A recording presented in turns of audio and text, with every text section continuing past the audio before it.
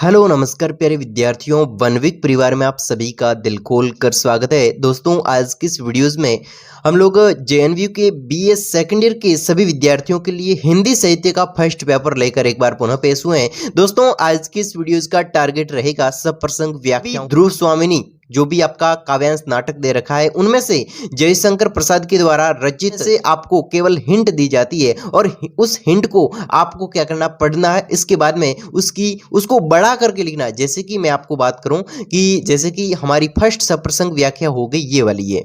ये सप्रसंग व्याख्या फर्स्ट है। इसमें क्या हुआ है कि बिल्कुल शॉर्ट में आपको क्या मिली है, हिंट मिली है और इस हिंट को एक व्याख्या में, एक सप्रसंग व्याख्या में पिरोना है। तो ये आपका काम रहेगा और इसके अंक भी बहुत ही अच्छे मिलते हैं आपको लोगों को और विशेष भी आप अच्छे तरीके से लिख सकते हैं। सप्रसंग व्याख्या है उनको आज की इस वीडियोज में डिटेल में समझने वाले हैं। दोस्तों, सप्रसंग व्याख्याएं वे व्याख्याएं होती है जिसमें से आपको केवल हिंट दी जाती है और उस हिंट को आपको क्या करना, पढ़ना है। इसके बाद में उसको बड़ा करके लिखना है। जैसे कि मैं आपको बात करूं कि जैसे कि हमारी फर्स्ट सप्रसंग व्याख्या हो गई ये वाली है।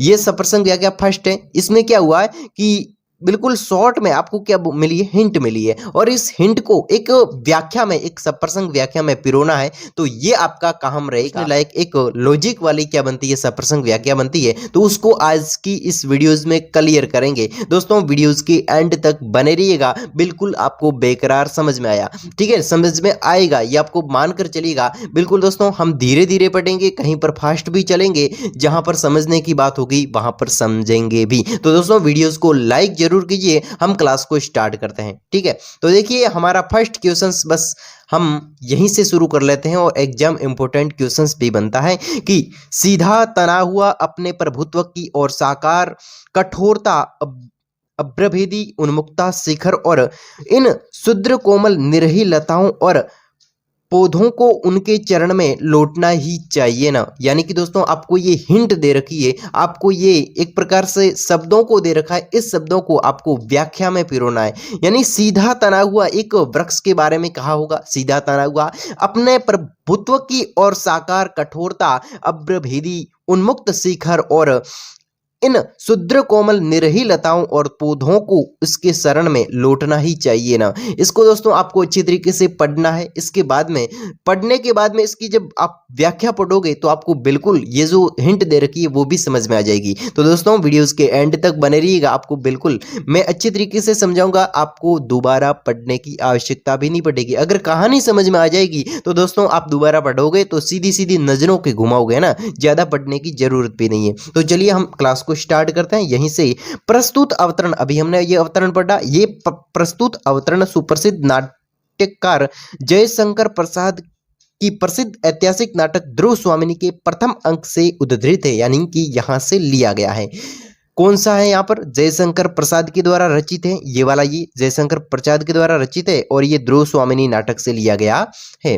यह ध्रुव स्वामिनी के कथन को प्रारंभिक कान से, यह ध्रुव स्वामिनी के कथन को प्रारंभिकांश से पुरुष जाति के प्रति अपने आक्रोश को व्यक्त करते हुए वह कहती है, ध्रुव स्वामिनी पुरुष जाति के प्रति अपने आक्रोश को व्यक्त करती, पुरुष जाति के प्रति अपने आक्रोश को व्यक्त करती है इसके माध्यम से। तो दोस्तों चलिए, क्या व्यक्त करती है? यह आकाश की ऊंचाइयों का स्पर्श करने वाली ऊंची चोटियां जैसे अपने प्रभुत्व और हृदय की कठोरता को धारण किए हुए सीधा खड़ी है, उसे देखकर ऐसा प्रतीत होता है जैसे वह अपनी ऊंचाइयों के प्रभुत्व और हृदय की कठोरता की साकार प्रतिमा हो। इसलिए इन कोमल बेबस छोटी छोटी अस्तित्व विहीन बेलों और पौधों को इसके सामने अपने आप को समर्पण करना चाहिए, क्योंकि इन निर्बल असहाय अस्तित्व रहित लताओं का पर्वत के प्रभुत्व के सामने और उसकी कठोरता के सामने क्या महत्व ही है। अतः इस दिशा में आत्मसमर्पण रहना ही सब तरह से उचित है। ठीक इस लताओं के सामने ही निर्बल और असहाय नारी प्रभुत्व कठोरता से पूरित पुरुष के समक्ष आत्मसमर्पण करने के लिए विवश हो जाती है, क्योंकि इसके अलावा उसके पास में कोई दूसरा रास्ता नहीं होता है। लेकिन पुरुष है कि उसके मन में नारी के प्रति इस स्थिति में दया भाव का जागरण नहीं होता। दोस्तों, यहाँ पर पुरुष की तुलना एक पर्वत से की जाती है कि वो कितना दृढ़ होता है पर्वत, उसी प्रकार से एक आदमी भी, एक मर्द भी क्या होता है, बिल्कुल कठोर होता है, कठोर स्वभाव का होता है, जो नारी की दोस्तों उत्पीड़न को नहीं जानता है, उसकी विवशता को नहीं जानता है, वह उस पर अधिक से अधिक अत्याचार करता है।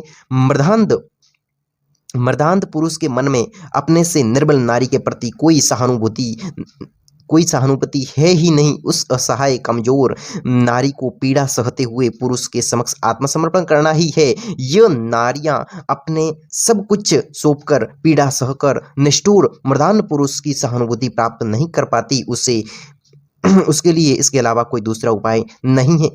पर क्या ऐसा करना ठीक है या नहीं? दोस्तों, यहाँ पर बिल्कुल एक ध्रुव स्वामिनी है जो कि इस पंक्तियों के माध्यम से, इस सप्रसंग व्याख्या के माध्यम से कहना चाह रही है कि जिस प्रकार से एक पर्वत कितना बड़ा होता है, जो कि पर्वत आकाश की ऊंचाइयों को भी छू लेता है, यानी कि पर्वत की जो चोटियां होती है वो आकाश की ऊंचाइयों को छू लेती है, फिर भी वो पर्वत है कितना दृढ़ होता है और बिल्कुल खड़ा रहता है। फिर भी इस पर्वत के अंदर बिल्कुल कोमल लताएं निकल जाती हैं, बिल्कुल कोमल पौधे वृक्ष निकल जाते हैं, और उस दृढ़ पर्वत के सामने वो कोमल लताएं क्या करेगी? यानी कि उसको आत्मसमर्पण करना चाहिए। यानी कि इतना दृढ़ पर्वत, उसके बीच में भी बिल्कुल लताएं उग जाती हैं, यानी कि पर्वत कितना कठोर है और वो लताएं कितनी कमजोर है, यानी कि लताएं कितनी बिल्कुल कोमल है। और उन दोनों की दृढ़ता के सामने, पर्वत की दृढ़ता के सामने उस लताओं को आत्मसमर्पण करना चाहिए। यहाँ पर वो बात बताई गई है कि एक पुरुष के सामने नारी क्या कर सकती है, पुरुष की मर्दानता के सामने क्या कर सकती है, उसको आत्मसमर्पण करना ही पड़ता है। तो चलिए हम इसको समझने की कोशिश करते हैं एक बार पुनः।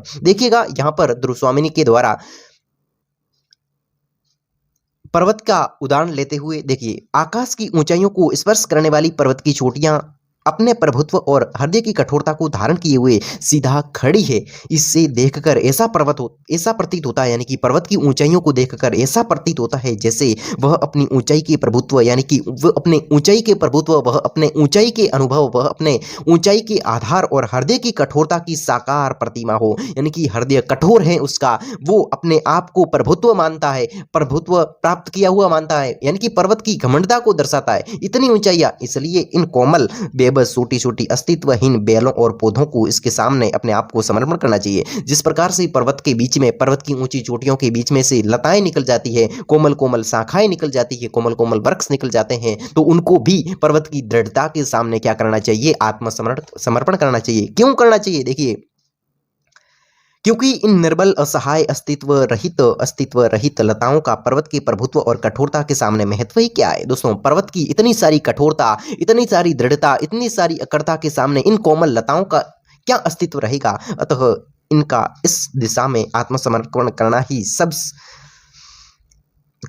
सब तरह से उचित है। यानी कि लताओं को पर्वत के बीच में नहीं उगना चाहिए। यहाँ पर ये बात बता रहे हैं, क्योंकि लताओं को पर्वत के सामने आत्मसमर्पण करना चाहिए।